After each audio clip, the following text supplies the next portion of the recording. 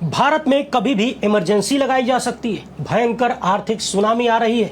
System Modi के full control से out of control में चला गया है और इतना आउट ऑफ कंट्रोल हो गया है कि अगले 1 साल में नरेंद्र मोदी प्रधानमंत्री नहीं रहेंगे। इसके अलावा कई और बेहद गंभीर बातें राहुल गांधी ने कहा है। उन्होंने यहां तक कहा कि सिस्टम मोदी के कंट्रोल से इतना बाहर हो गया है कि तमाम संस्थाओं के भीतर बगावत की बू आ रही है। चुनाव आयोग से लेकर जुडिशरी तक के बड़े बड़े लोग, टॉप के लोग राहुल गांधी से मोदी सत्ता की पोल खोल रहे हैं, यानी सीक्रेट लीक कर रहे हैं, बता रहे हैं कि सत्ता कैसे चल रही है। सबसे महत्वपूर्ण बात उन्होंने आर्थिक संकट को लेकर कहा है। हमने पिछले 12 साल में बार बार ये देखा है, तथ्यात्मक है, वीडियो सबूत है कि राहुल गांधी जब भी देश को लेकर इस तरह की कोई चिंता प्रकट करते हैं, कोई अनुमान लगाते हैं, तो वो 100% सच निकलता है। बात नोटबंदी की हो, जीएसटी की हो, कोविड के मिसमैनेजमेंट की हो, चीन और पाकिस्तान की हो, चाहे अमेरिका को लेकर हो, पड़ोसी देशों को लेकर हो, या फिर भारत की अंदरूनी गतिविधियों को लेकर, राहुल गांधी ने एक नहीं बल्कि दर्जन भर से ज्यादा बार ऐसी बातें कही, ऐसा अनुमान लगाया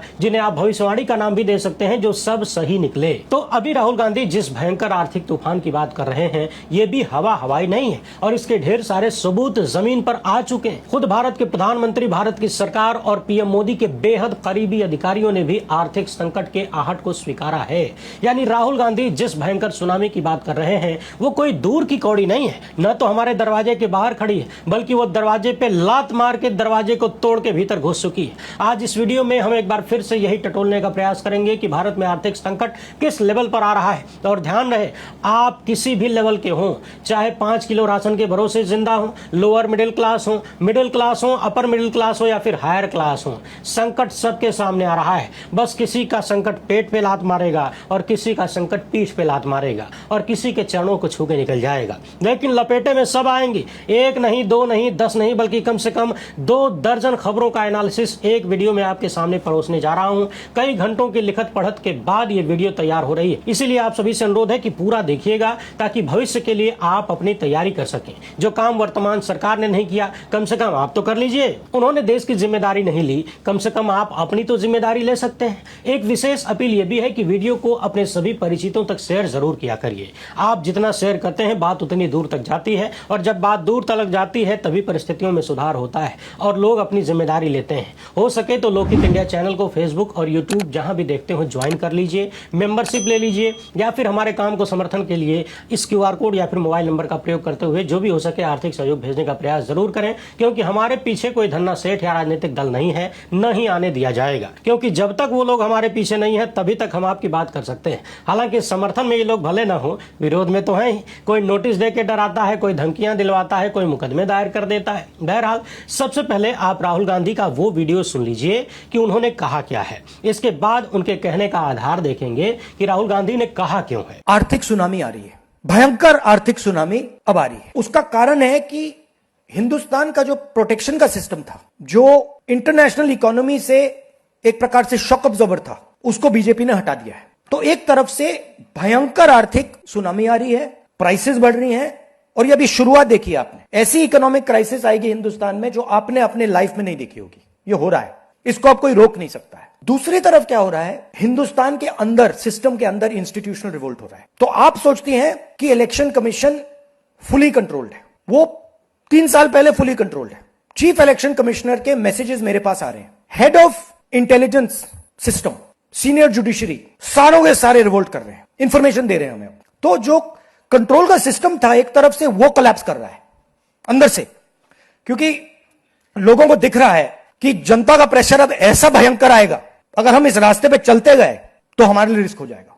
आप क्या सोचते हो, अगर जनता को मालूम है कि इलेक्शन सिस्टम रिग्ड है और जनता की मतलब इकोनॉमिक प्रेशर, गरीबी, दर्द के कारण जनता में गुस्सा आ गया, आप क्या सोचते हो कि इलेक्शन कमिश्नर को डर नहीं लगेगा कल क्या होने वाला है? तो अब क्या हो रहा है, सिस्टम अंदर से ऐसे हिल रहा है पूरा। और मैं आपको ये बता दूं कि मेरे पास इंफॉर्मेशन आ रही है, सिस्टम मुझे इंफॉर्मेशन दे रहा है, मोदी जी के बारे में, शाह जी के बारे में, उनके बेटों के बारे में, मिनिस्टर्स के बारे में, अजीत डोवल के बारे में, पूरा इंफॉर्मेशन है, धड़ाधड़ हमारे सिस्टम से आ रहा है। अब यह हो सकता है कि जनता के प्रेशर को यह सप्रेस करने की कोशिश करें, इमरजेंसी जैसी चीज कर दें, हो सकता है। बट अब हम दूसरी स्टेज में जा रहे हैं। पहले हम फुल कंट्रोल स्टेज में थे, अब ये आउट ऑफ कंट्रोल जा रहा है इनके। मैं मोदी जी के पास जाता हूं, जब मीटिंग में जाता हूं, मैं आपको बताऊं, मेरे पास मोदी जी के पर इतना इंफॉर्मेशन है, मोदी जी जानते हैं, मैं भी जानता हूं। जब मैं उनसे मिलता हूं, भैया आंख में आंख लगाना रहा, हिलना पड़ता है, क्योंकि वो जानते हैं कि जिस सिस्टम को मैंने कंट्रोल किया था वो सिस्टम कोलैप्स कर रहा है और पूरा इंफॉर्मेशन इसको दे रहा है। तो ये डायनामिक चल रही है। और आप देखना, मेरे अंदाजे से, मेरा असेसमेंट है, 1 साल के अंदर मोदी जी प्राइम मिनिस्टर नहीं होंगे। सुन लिया आपने, राहुल गांधी भयंकर आर्थिक सुनामी की बात कर रहे हैं और तो और संस्थाओं के भीतर बगावत की बात भी कर रहे हैं। यानी पिछले 12 साल तक मोदी शाह ने जिस सिस्टम को फुल कंट्रोल में रखा था, अब वो आउट ऑफ कंट्रोल हो रहा है। वैसे आपको बता दें कि ये बात सिर्फ राहुल गांधी की नहीं है, भीतर की बहुत सारी दूर दूर की खबरें आ रही हैं, जा रही हैं, दूर दूर तक जा रही हैं। सत्ता में बैठे बड़े बड़े नेता, उनके बेटे, उनके रिश्तेदार और उनके मंत्री क्या क्या गुल खिला रहे हैं, वो बातें कई माध्यम से लीक हो रही हैं। बशर्ते बहुत सारी चीजें हम बोल नहीं सकते, खुलेआम बता नहीं सकते। इतना इशारा दे देते हैं कि कल जो सोना बेचने की खबर सामने आई थी, हमने थंबनेल पे 1 लाख करोड़ लिखा था, हालांकि घटा के लिखा था, मगर अब सूत्रों ने बताया है कि इसकी कीमत लगभग 2 लाख करोड़ रुपया है। सूत्रों ने दावा यह भी किया है कि लगभग 6% डिस्काउंट पर बेचा गया है और साउथ अफ्रीका में सोना गया है। मोटा कमीशन सत्ता के बेहद करीबी सेठों की जेब में भी गया है। सूत्रों ने इस तरह की बहुत सारी बातें बताई, मगर हम कोई ऐसा दावा अपनी तरफ से नहीं करते, हमारे पास इसका कोई सबूत भी नहीं है। तो कुल मिलाकर राहुल गांधी का दावा है कि आर्थिक सुनामी से निपटने के लिए, यानी उसके खिलाफ जो माहौल बनेगा, लोगों को जो दिक्कतें आएंगी, जो आवाज उठेगी, उसको दबाने के लिए इमरजेंसी भी लगाई जा सकती है। वैसे आपको बता दें कि आर्थिक इमरजेंसी जैसी भी एक चीज होती है, प्रावधान होता है, वो क्या है किसी अन्य वीडियो में देखेंगे। राहुल गांधी कहते हैं कि स्थितियां इतनी खराब होने वाली हैं कि अगले 1 साल के अंदर नरेंद्र मोदी हो सकता है भारत के प्रधानमंत्री नहीं रहेंगे, ऐसा मेरा अनुमान है। तो आइए अब जरा तथ्यों पर गौर करते हैं और देखते हैं कि आर्थिक सुनामी किस तरह से आ रही है और उसका असर हमारे आपके जीवन पर कैसा होगा। सबसे पहले अपनी स्क्रीन पर यह खबर देखिए। वॉल स्ट्रीट जर्नल ने 3 जून 2026 को क्या लिखा है। इस खबर का सार यह है कि भारत अपनी आर्थिक बढ़त खो रहा है और इसका कारण केवल बाहरी झटका नहीं है, यानी मिडिल ईस्ट में युद्ध, तेल का महंगा होना, वैश्विक ब्याज दर बढ़ना, खाली यही समस्याएं नहीं है भारत को लेकर, बल्कि भारत की आर्थिक बढ़त जो कमजोर हो रही है उसके पीछे भारत की अपनी नीतियां और आर्थिक ढांचे भी हैं। यानी भारत को बाहरी दबाव से नुकसान तो हो ही रहा है, लेकिन एक बड़ा नुकसान दिल्ली सरकार यानी मोदी सत्ता की नीतियों के कारण भी है। बताया गया है कि विदेशी निवेशक भारत से बड़ी संख्या में पैसा निकाल रहे हैं, $23 बिलियन से ज्यादा निकाल चुके हैं। रॉयटर्स ने अप्रैल 2026 में ही बताया था कि $20 बिलियन से ज्यादा पैसा निकाला जा चुका है। कहा जा रहा है कि अब ये पैसा विदेशी इन्वेस्टर और तेजी से निकाल रहे हैं। कल ही हमने आपको बताया था कि Bharat global market cap ranking में 5वें नंबर से फिसलकर 7वें नंबर पर आ गया है। शेयर बाजार में गिरावट साफ दिख रही है। 2 जून की ये रिपोर्ट बताती है कि 2026 में निफ्टी 50 करीब 10.1% तथा सेंसेक्स करीब 12.5% गिर चुका है। साथ ही साथ भारत को एआई बूम का फायदा बहुत कम मिला है, यानी दुनिया इस वक्त अपना पैसा एआई और सेमीकंडक्टर स्टॉक की तरफ लगा रही है, जिसके कारण साउथ कोरिया और ताइवान में कई बड़ी कंपनियां हैं जो इन्वेस्टर को अट्रैक्ट कर रही हैं, लुभा रही हैं, जबकि भारत में लिस्टेड मार्केट में ऐसे बड़े चिप और एआई ब्रांड बहुत कम है। अब याद करिए पिछले कितने महीने से मैं ये बात कह रहा हूं कि दुनिया अपना अपना एआई बना रही है, एआई में खूब इन्वेस्टमेंट आ रहा है, खूब सारा काम हो रहा है। हम क्या कर रहे हैं? हमारे प्रधानमंत्री बताते हैं कि हमारे यहाँ बच्चा पैदा होते ही बोलता है एआई एआई, यही तो प्रधानमंत्री का ज्ञान है। इसीलिए भारत पिछड़ गया है और कोरिया, ताइवान जैसे देश आगे निकल रहे हैं। भारतीय रुपया काफी दबाव में है, रिकॉर्ड लो तक चला गया, 96 तक पहुंच रहा है। सोचिए तेल का झटका भी भारत के लिए बहुत बड़ा है। रॉयटर्स की 13 मई की यह खबर बता रही है कि भारत का करंट अकाउंट डेफिसिट जीडीपी के 2.5% तक जा सकता है, जो कि पिछले साल 0.9% था, यानी लगभग 3 गुना हो सकता है। भारत की रियल जीडीपी ग्रोथ को लेकर भी अनुमान लगाया जा रहा है कि यह 6.3% से भी कम हो सकती है। वहीं बात जब पर कैपिटा जीडीपी की करते हैं तो हम बांग्लादेश से भी नीचे हैं। इस रिपोर्ट ने और भी कई संकेत दिए हैं, लेकिन उन सब का मिला जुला सार यह है कि भारत अभी भी तेजी से बढ़ने वाली इकोनॉमी नजर तो आ रहा है, लेकिन उसकी जो बढ़त थी वो कमजोर हो गई है। तेज ग्रोथ की उम्मीद कम हो गई है, निवेशकों का भरोसा टूट रहा है। अब जरा दनादन इन खबरों को देखते जाइए। 4 जून 2026 की यह खबर है, रिलायंस में भर्तियों में गिरावट आ गई है, यानी भारत में अब अच्छी नौकरी पाना और भी मुश्किल होने वाला है। यहाँ की सबसे बड़ी निजी कंपनी में भर्तियां कम होना, इसका मतलब है कि देश की बड़ी बड़ी कंपनियों में नौकरियां मिलनी कम हो जाएंगी। एआई भी एक कारण है जॉब मार्केट पर दबाव बनने का, यानी शहरी युवाओं को नौकरियां मिलना कम हो जाएंगी, बेरोजगारी बढ़ रही है। मैं सिर्फ मोटा मोटी सार आपको बता रहा हूं, क्योंकि ये सारी खबरें बहुत विस्तृत हैं। पूरी कहानी सुनाने लगे, आंकड़े और तथ्य रखने लगे तो ये खबरें बताने में 1 घंटा लग जाएगा, खाली एक ठो। अब देखिए 4 जून की खबर है, रॉयटर्स बता रहा है कि भारतीय मानसून केरल में सामान्य से 3 दिन देरी से पहुंचा है। जून से सितंबर तक चलने वाली मानसून बारिश, जो कि भारत की लगभग $4 ट्रिलियन की अर्थव्यवस्था और एशिया की तीसरी सबसे बड़ी अर्थव्यवस्था के लिए बहुत जरूरी है, 1 जून के आसपास केरल से शुरू हो जाती है, लेकिन इस बार 3 दिन की देरी से आई। हमने पहले ही आपको बताया था कि इस बार एल नीनो इफेक्ट के कारण कम बारिश की संभावना जताई गई। कम बारिश यानी खेती पर असर होगा, उत्पादन कम हुआ तो खाद्यान्न की महंगाई बढ़ेगी और ग्रोथ पर असर होगा। बारिश के साथ ही हमने आपको यह भी बताया था कि डीजल की महंगाई भी खेती पर बहुत बुरा असर डालती है। अब आप सोचिए कि अगर बारिश कम होगी तो सिंचाई कैसे होगी? डीजल से, यानी पंप से। अब डीजल महंगा है तो सिंचाई कम हो पाएगी, सिंचाई कम होगी तो फसल पर असर होगा, उत्पादन पर असर होगा। उधर खाड़ी युद्ध के कारण उर्वरक की भी भयंकर कमी होने वाली है। यानी खेती को बर्बाद करने के 3 कारण स्पष्ट रूप से सामने आते हुए दिख रहे हैं। हमने ये भी बताया था कि अभी भले ही हमारे पास खाद्यान्न का संकट तुरंत नहीं है, स्टोरेज है, मगर यदि 1-2 सीजन खेती खराब हो गई तो समस्या बढ़ सकती है। एक बात यह भी है कि मानसून से ही धान, मक्का, कपास, सोयाबीन और गन्ना जैसी फसलों की सिंचाई होती है, बहुत बड़ा स्रोत है ये। इसके अलावा जल भंडारों और जलाशयों को भरने के लिए भी बारिश की आवश्यकता होती है। रॉयटर्स की ही ये वाली खबर बता रही है कि कैसे एल नीनो इफेक्ट भारत समेत पूरे एशिया में गर्मी को बढ़ा सकता है। कम बारिश से फसलें कमजोर हो सकती हैं, खाद्य कीमतें बढ़ सकती हैं, महंगाई का खतरा आ सकता है। 4 जून की ही इकोनॉमिक टाइम्स की इस खबर को देखिए, साफ साफ लिखा है कि मई महीने में थाली की कीमतों में बढ़ोतरी हुई है, यानी हम जो भोजन कर रहे हैं उसकी कीमतें बढ़ गई हैं। अब याद करिए, लगभग 3-4 सप्ताह पहले मैंने एक वीडियो में कहा था कि थोक महंगाई लगभग 8.5% बढ़ गई है, 8.3%। इसका असर खुदरा में पहुंचने में 2-3 हफ्ते का समय लगेगा, महीना भर लगेगा, यानी अगले महीने ये रिजल्ट हमारी थाली में पहुंच जाएगा। और अब देखिए असर दिखने लगा है, खाने पीने की तमाम चीजें महंगी होने लगी है।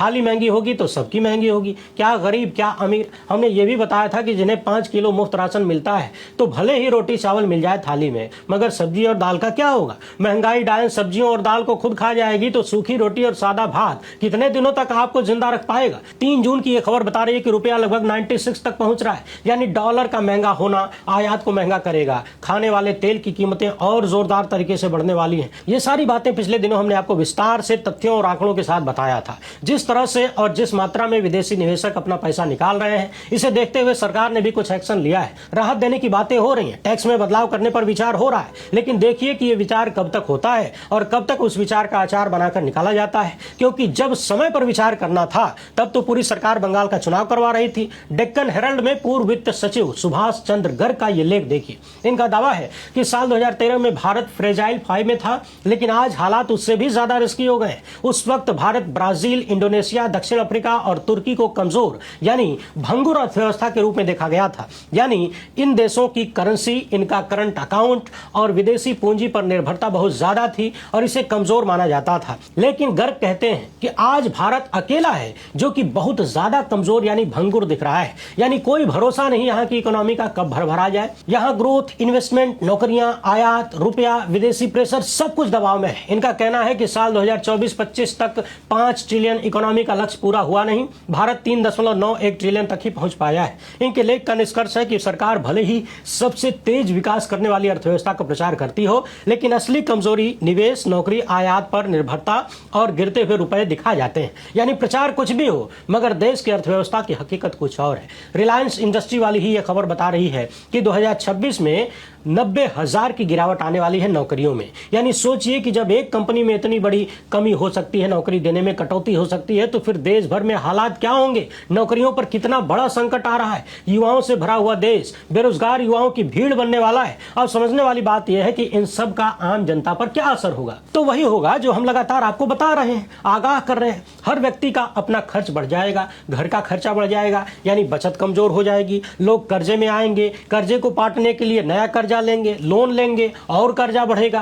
पहले ही इस देश का हाल यह है कि लोग पहले बड़े बड़े काम के लिए, जैसे घर लेने के लिए, व्यापार करने के लिए, बड़ी गाड़ी लेने के लिए लोन लेते थे। अब mobile, TV, fridge, AC, cooler, इन सब तक के लिए छोटे छोटे लोन ले रहे हैं। यानी अपनी छोटी जरूरतें भी अपनी कमाई से पूरी नहीं हो पा रही हैं। यानी बचत कमजोर है और भारत में आम परिवारों की बचत पिछले कई दशक में सबसे कमजोर हालात में हो गई है। यानी लोगों का खर्चा ज्यादा है, इनकम कम है, इनकम बढ़ नहीं रही, खर्चा बढ़ता जा रहा है। ऊपर से जिस तरीके से बेरोजगारी की लहर आ रही है वो संकट को और बढ़ाने वाली है। ऊर्जा संकट के कारण कंपनियों की लागत बढ़ेगी, चीजें महंगी होंगी तो डिमांड घटेगी। जब डिमांड घटेगी तो कंपनियों की इनकम कम होगी, यानी उसका असर भी बेरोजगारी लाएगा। विदेशी इन्वेस्टर अगर भारत से पैसा निकालते हैं तो स्टॉक मार्केट पर दबाव आता है और इसका असर सिर्फ बड़े निवेशकों पर ही नहीं पड़ता, बल्कि mutual fund, SIP, retirement corpus, insurance linked investment और हाउस होल्ड वेल्थ पर भी पड़ता है। अगर लंबे समय तक बाजार कमजोर रहा तो मिडिल क्लास समाज को लगेगा कि SIP कर रहे हैं लेकिन रिटर्न नहीं बन रहा है। इन सब का असर सरकार के बजट पर होगा। जनहित की जो योजनाएं चलती हैं, वेलफेयर योजनाएं चलती हैं, उनमें कटौती करनी होगी, कुछ को रोकना पड़ सकता है।